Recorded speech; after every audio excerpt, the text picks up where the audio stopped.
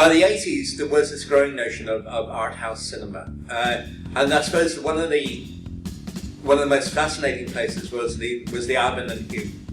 I remember it being pink. I remember it was the only cinema where you could go in and buy a mug of tea. It was homely. There's something cozy and nice about it, and he chose really interesting films. From 1958, the cinema was known as the York Cinema. It was an independent operator in Manchester. It was after a short period as a bingo hall, it turned into a bingo hall in the 1970s. And the manager, I think in the late 70s, called Jack Banks, took over the cinema. He was the manager running for Tatstall Brothers. And when they lost interest in the cinema, Jeff took it on. So he took over, he bought the cinema off them basically, and turned it into an art cinema, because he was living in Hulme at the time. He was very well in the community, and obviously he recognised the kind of student population. It was named by Jeff Banks, who came up with the term Aaben, which was a Scandinavian name for open. So it was to do with the cinema being open to films from all over the world, which is the original idea behind it. It felt edgy, bohemian, but comfortable with it. If you were that way inclined. And those of us who believed us to be, slightly outside of the mainstream, who were engaged in creativity, or what we thought to be creativity.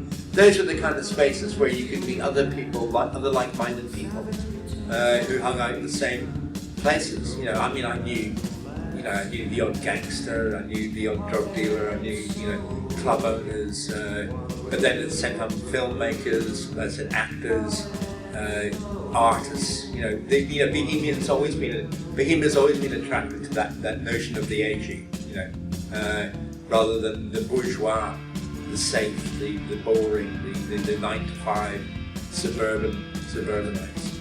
I used to track down from Oldham on bike on a regular basis, 2 or 3 times a week, and cycle down Oldham Road.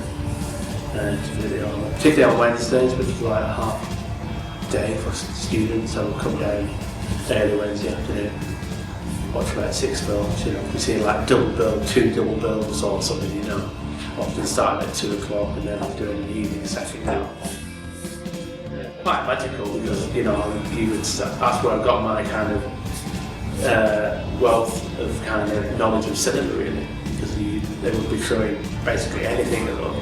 From Truffaut, Godard, German expressionism films, and Tarkovsky, like Eisenstein films, British films, Ken Russell, Lynn Jansen, etc.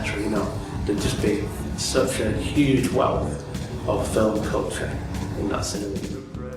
I think places like the Aaben and the PSV and all the various other venues around here, and all the people who went there, like Tony Wilson, who was a TV presenter, but founded the Hacienda,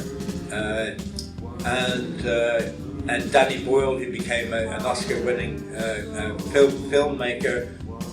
I think all benefited from the rubbing shoulders with all different types. There was. Like I said, you could meet and talk about art with people, or you could meet and talk about music with musicians.